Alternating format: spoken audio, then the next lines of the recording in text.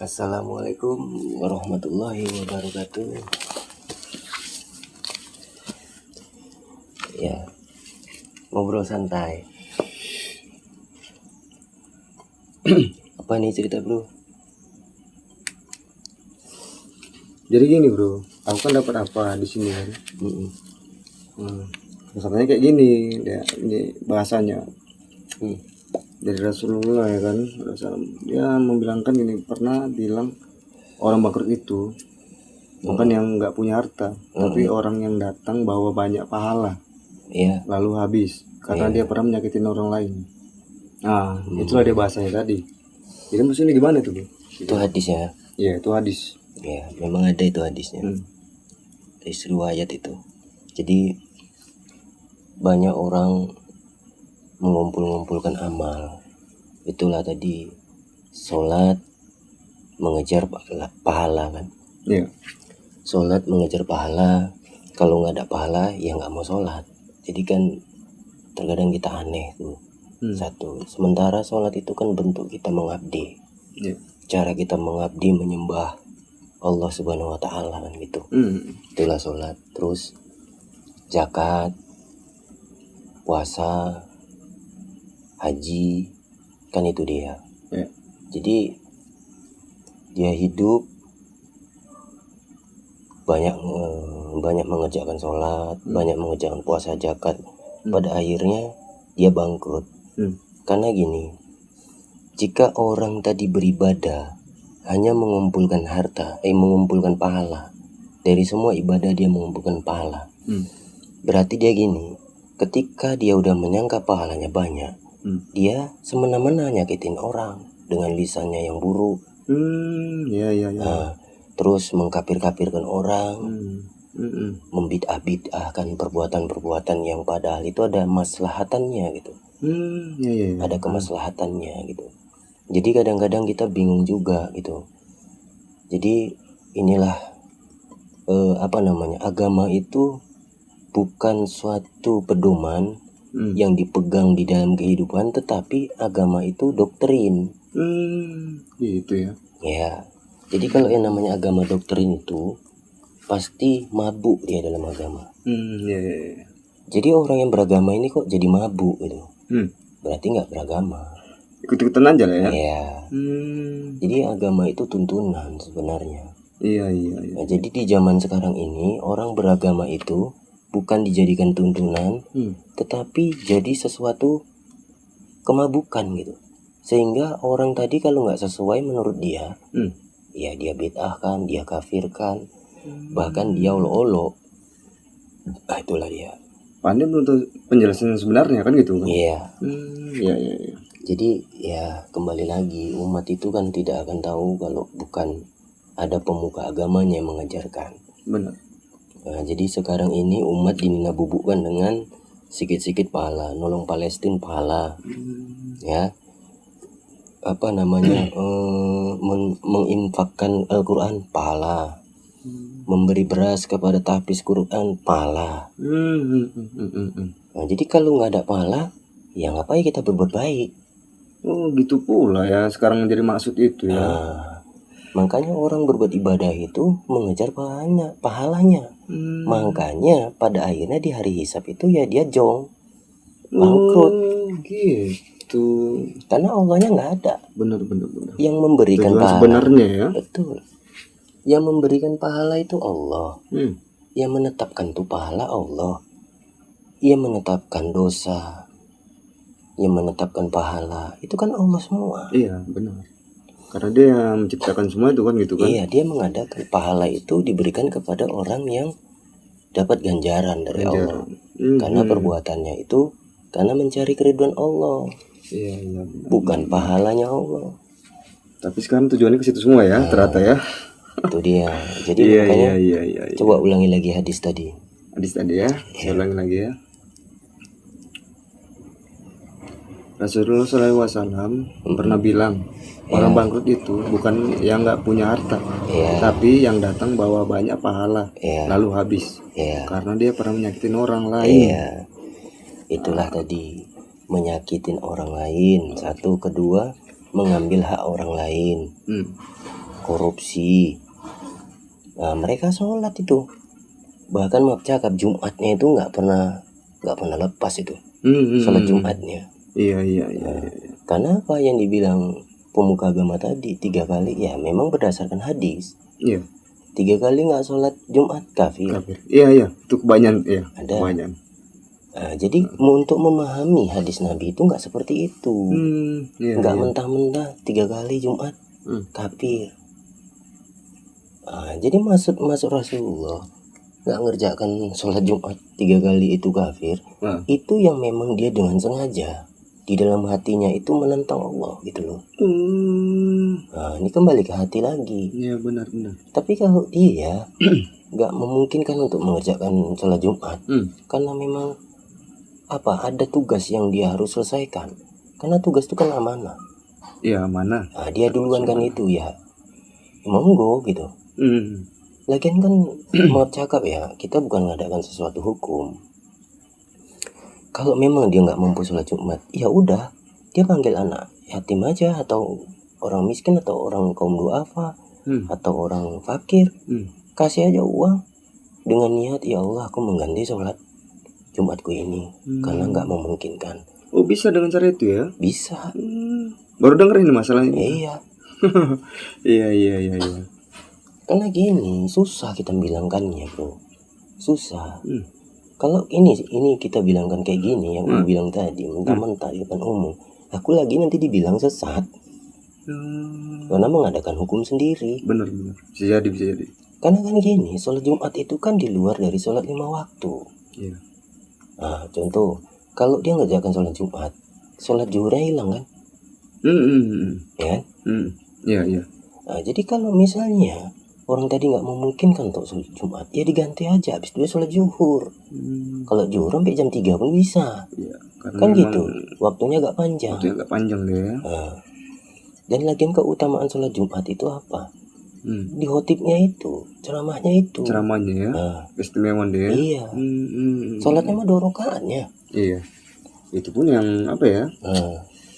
Iya. Jadi tengoklah mereka yang mengutamakan ibadah, tapi perbuatannya, lisannya menyakitin orang lain, perbuatannya mengambil hak orang lain, korupsi, macam-macam lah. Inilah orang yang bangkrut. Karena dia menganggap gini, pahala dia udah banyak, aku berdosa, paling berapanya dikurangi dari pahalaku. Nah kayak gitu, itulah hitung-hitungan itu mungkin tadi. Ya tanggapan itunya ya, pemikiran prasangka, tadi itu ya, prasangka. Itu gitu ya. Jadi karena yang diajarkan pemuka agama tadi ini cerita pahala. Ya kebanyakan memang sih gitu. Hanya karena pahala lah, makanya orang banyak beribadah ya gitu ya. Iya, kalau nggak ada pahalanya itu tuntutan lah ya. Iya. Aneh kan? Iya. Padahal sholat itu bentuk ibadah kita kepada Allah. Kita menyembah, kita bersyukur, kita menghamba. Di sholat itu lengkap sebenarnya. Coba waktu duduk, Robbi firli warhamni wazuburni warfa'ni warzuqni wahdini wa'afini wa'afu anni. Udah 7 permintaan kita. Kita minta sehat, kita minta rezeki, kita minta macam-macam. Di situ udah sekalian doa ya. Iya. Baca sholat doa. Iya. Tuh cuma Arab aja selama ini. Iya, tahu aja. Iya. Orang kita bukan orang Arab, jadi betul. Tahu lah. Jadi cuma tahu membaca tapi nggak tahu memaknai ya. Iya. Aduh, ya, celaka. Nah, makanya inilah celaka orang yang celaka sholat. Orang yang sholat ya. Bener. Itu. Iya. Karena mengejar baru pahala. Iya. Nah, itu ada ayatnya juga tuh. Coba baca dulu. Firman Allah ya. Dan kami akan memasang timbangan yang adil pada hari kiamat, maka tidak seorang pun dirugikan sedikit pun. QS Al-Anbiya 47. Quran surat Al-Anbiya ayat 47. Jadi Allah itu ya gak pernah jolimi hambanya. Iya. Nah ini ada kisah bro, 2 kisah biar paham. Jadi ini termasuk orang yang bangkrut. Iya. Ada satu kisah di zaman kewalian. Jadi ada seorang hamba, hidupnya itu tidak ada keburukan yang dikerjakannya. Kebaikan semua ya? Iya. Walaupun sebiji jarah, semua isinya kebaikan. Iya. Nah, meninggallah dia, ya kan? Meninggal, dibawalah dia menghadap Allah. Ketika menghadap Allah, malaikat pencatat kebaikan itu datang menghadap Allah beserta si hamba ini tadi, manusia tadi ini. Ya Allah, ini kitab catatan kebaikan si Polan ini. Allah berkata, wahai hambaku, buang kitab catatan kebaikannya. Terkejutlah malaikat tadi. Ya Allah, kenapa engkau perintahkan aku untuk membuang? Memang terus dia malaikat itu bilang, sesungguhnya ya Allah, aku telah menjadi saksi atas semua perbuatannya. Tidak ada sebesar biji jarah pun kecuali kebaikannya kucatat di dalam kitab ini. Dan aku menjadi saksi atas segala sesuatunya. Allah berkata, wahai hambaku, engkau benar. Sesungguhnya engkau telah menjadi saksi atas semua perbuatannya. Bahkan perbuatannya sebesar biji jarah kau catat semua. Tidak ada yang kau lalaikan. Ketahuilah, sesungguhnya apa yang kau catat di dalam catatan itu, kitab catatan itu, semuanya kebaikan walaupun sebesar biji jarah. Dan engkau tidak melalaikan atas catatan itu. Tapi sesungguhnya tidak ada di dalamnya keriduanku. Maksudnya cuman itu?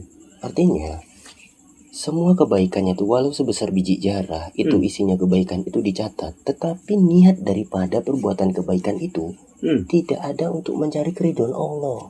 Oh gitu. Yang ada hanya pahala. Tujuan itu dia. Pahala terus pahala. Iya. Kadang gak ada keridhaan Allah, pahala terus. Pahala terus ya, tuntutan terus ya, aku dibilang ya. Iya. Maka pada saat itu menangislah si hamba tadi, menyesali perbuatannya dan meminta kepada Allah untuk hidup 1 hari atau setengah hari atau 1 jam saja untuk menjalankan apa yang Allah inginkan. Setiap perbuatannya itu harus diniatkan untuk mencari keridhaan Allah. Masih rugi juga ya? Ya. Aku dibilangnya? Iya, bangkrut dia. Lah kitab catatan kebaikan itu dicatat semua walaupun sebesar biji jarah perbuatan kebaikan itu. Ya, kan? Iya. Tetapi dibuang kan? Iya. Biar menjamin kali lah. Bilang ya kan? Itu ternyata salah. Itu bangkrut. Iya, paham. Kisah yang kedua. Jadi seorang hamba ini seorang ahli maksiat. Dosa semua dia kerjakan. Keburukan, kemaksiatan. Pada suatu saat dia sadar, aku hidup apa harus mengerjakan ini terus? Ini apa sebenarnya? Akhirnya dia mendatangi seorang ulama. Yang ulama itu benar-benar tawadu, benar-benar berilmu, benar-benar hambanya Allah. Datang dia kepada ulama itu, wahai Syekh, sesungguhnya aku telah berbuat sebagaimana yang Allah larang. Aku telah berbuat maksiat, aku telah berbuat buruk, bahkan dosa-dosa besar ku kerjakan. Apakah aku bisa bertobat? Bisa, kata Tuan Syekh tadi. Apa mungkin Allah menerima tobatku? Jika engkau benar-benar bertobat dan meninggalkan semuanya, dan kau kembali ke jalan Allah, sesungguhnya Allah Maha Pengampun. Dan Allah akan mengganti segala perbuatanmu itu dengan kebaikan-kebaikannya. Gitu ya. Iya. Dah, bertobatlah si hamba ini tadi. Belajar dia dengan Tuhan Syekh itu. Akhirnya dia mendapatkan pembelajaran, mendapatkan jalan untuk dia bisa kembali kepada Allah, mendekatkan Allah dan beribadah dengan sebenar-benar beribadah. Setelah itu dia minta izin sama Tuhan Syekh itu untuk hidup menyendiri. Dia memfokuskan ibadahnya yang telah diajarkan sama Tuhan Syekh itu. Dipersilakan menyendiri dia ke puncak gunung. Jadi asal dia turun untuk mengambil air, perbekalan dia untuk tinggal di puncak gunung itu. Setiap dia turun, dia mengambil itu. Jadi tibalah masanya dia wafat, meninggal dia. Jadi ketika dia wafat meninggal, dihadapkanlah dia kepada Allah. Allah berkata kepada hamba tadi, wahai hambaku kepada para malaikat, bawalah hambaku ini kepada jannahku.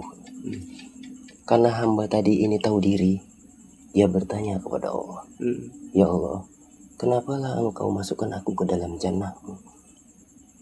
Lalu Allah berkata, masukkanlah dia ke dalam jahanamku. Berkata lagi si hamba ini, ya Allah, apa yang menyebabkan engkau masukkan aku ke dalam jahanammu? Dan apa yang menyebabkan engkau masukkan ke dalam jannahmu? Maka Allah berkata, ketahuilah wahai hambaku, barang siapa yang kuberi jannahku, sesungguhnya itulah rahmatku. Gak ada kan pahala? Enggak. Gak ada Rahmat. amal ibadah kan? Iya, enggak ada. Rahmat yang ada ya. Jadi amal ibadah itu akan diakuin Allah jika dikerjakan hanya semata-mata karena Allah dan mencari keridhaan Allah. Itulah ibadah yang bisa menolong kita. Gitu ya. Jadi kalau ibadah yang kita kumpulkan banyak-banyak, yang tujuannya hanya mencari pahala terus menerus, bangkrut dia nanti dari Bangkrut ya. Karena yang udah kena hadisnya ya, jelas-jelas itu ya. Itulah ya orang yang bangkrut.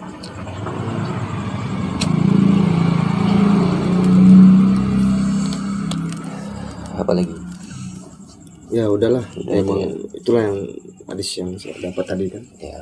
Ingin tahu aja gitu. Segitu aja, Iya. brother. Oke. Assalamualaikum Makasih warahmatullahi wabarakatuh.